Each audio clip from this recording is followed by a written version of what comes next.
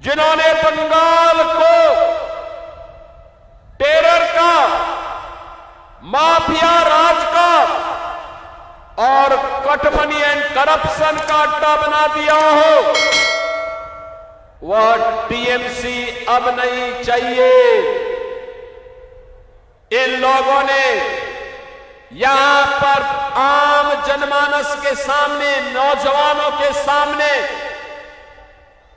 बेटी और बहनों के सामने एक भय का माहौल पैदा किया है। इनके कारण माफिया पैदा हुए हैं, सैंड माफिया, कोल माफिया, लैंड माफिया। ये माफिया प्रवृत्ति, ये बीजेपी इसको समाप्त करेगी, बीजेपी का संकल्प है। और जो जनता के लिए मोदी जी पैसा भेजते हैं दिल्ली से, ये टीएमसी के गुंडे जो पैसा हजम कर जाते हैं। बहनों और भाइयों, आज मैं कहने के लिए आया हूं आपसे यही, जो अराजकता आपको यहां देखने को मिलती है, जो भय का वातावरण है, जो दंगे हैं,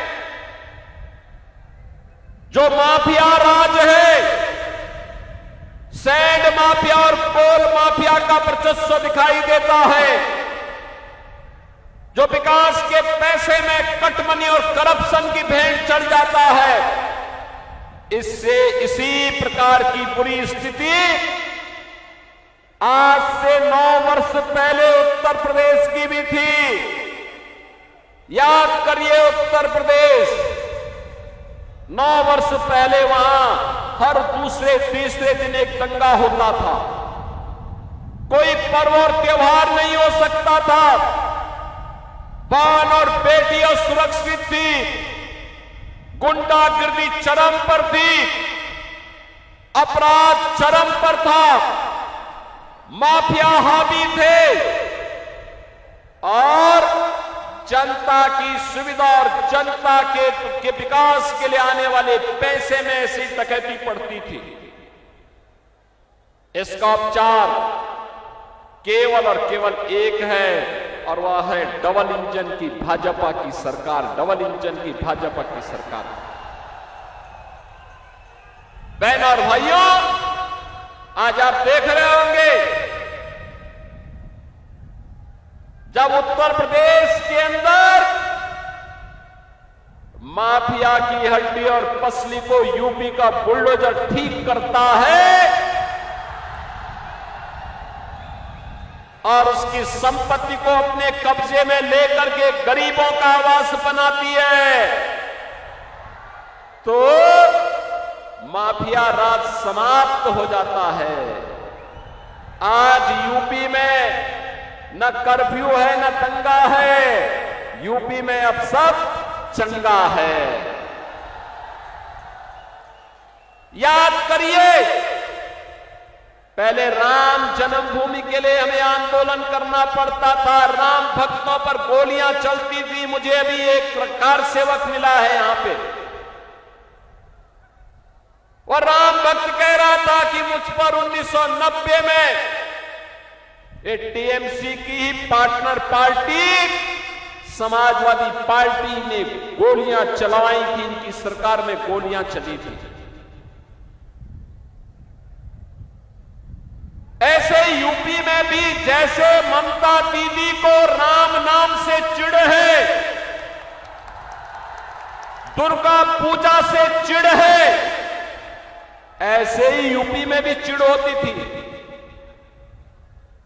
और डबल इंजन की सरकार आई। अब अयोध्या में भगवान राम का दुनिया का सबसे बड़ा मंदिर बनकर के खड़ा हो गया है। क्या कांग्रेस रोक पाई? क्या समाजवादी पार्टी रोक पाई? क्या टीएमसी रोक पाएगी? इसकी गारंटी केवल और केवल मोदी जी की ही गारंटी हो सकती है। मोदी है तो मुमकिन है। ये गारंटी केवल बीजेपी दे सकती है कि दंगा नहीं होगा, कर्फ्यू नहीं लगेगा, लेकिन गौ माता को कटने नहीं देंगे और हिंदुओं को बंटने नहीं देंगे। मैं तो आपसे कहने के लिए आया हूं, ये बंगाल कभी भारत की कल्चरल कैपिटल के रूप में पूरे देश को दिशा देती थी। पहले कांग्रेस ने, फिर कम्युनिस्टों ने और 15 वर्षों से टीएमसी ने पहचान का संकट खड़ा किया है। अब ये कल्चरल कैपिटल नहीं, अब तो इन्होंने इसको क्राइम कैपिटल बना करके आपके सामने पहचान का संकट खड़ा किया है। याद करिए, बंगाल आजादी के बाद विकास के पथ पर आगे चल रहा था, देश की अर्थव्यवस्था का ग्रोथ इंजन था। उस समय बंगाल भारत की आवश्यकताओं की पूर्ति करता था, उद्योग धंधे थे, एक इकोनॉमिक लीडर के रूप में बंगाल की तूती बोलती थी।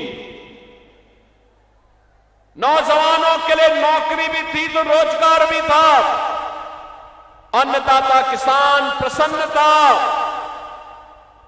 मछली उत्पादन तेजी के साथ बढ़ रहा था, चावल का उत्पादन भी बंगाल के अंदर तेजी के साथ बढ़ रहा था।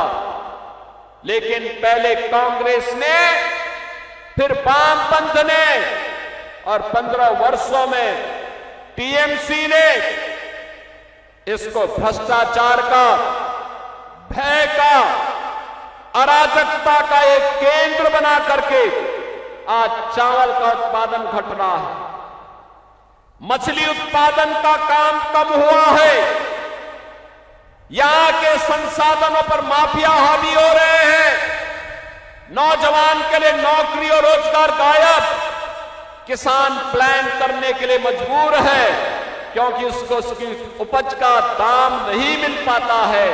यूपी के अंदर आलू का दाम 15 से 16 रुपया किलो मिल रहा है और बंगाल में 1 से 1.5 रुपया मात्र मिल पा रहा है।